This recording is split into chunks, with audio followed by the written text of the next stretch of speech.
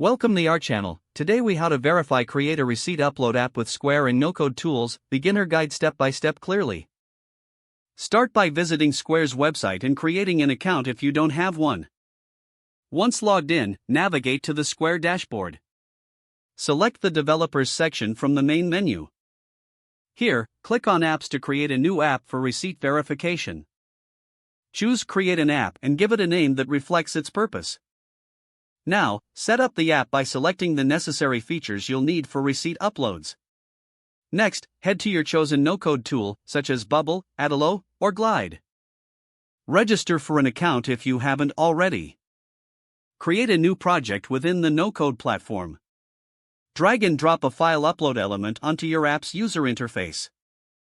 Connect this upload element to the database where you will store receipt information. Ensure your app collects essential data like the receipt image, the date, and the amount. Now, integrate Square's API into your no-code tool. This will allow your app to process and verify receipts. Follow the integration instructions provided by the no-code tool.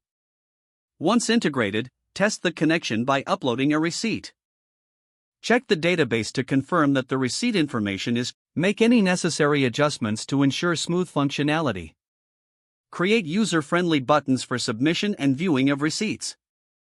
Design your app's layout to be visually appealing and easy to navigate. Once satisfied with the design, run user tests to gather feedback. Implement improvements based on user suggestions for a better experience.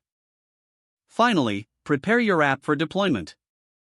Make sure to follow the guidelines set by the no-code platform for publishing.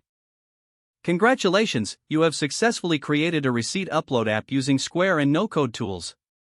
If the page does not load, refresh the browser or try again in a private or incognito window. Make sure you are using the correct email address, then retype it carefully to avoid small typos. If your password is not accepted, use the reset option and create a new strong password you can remember.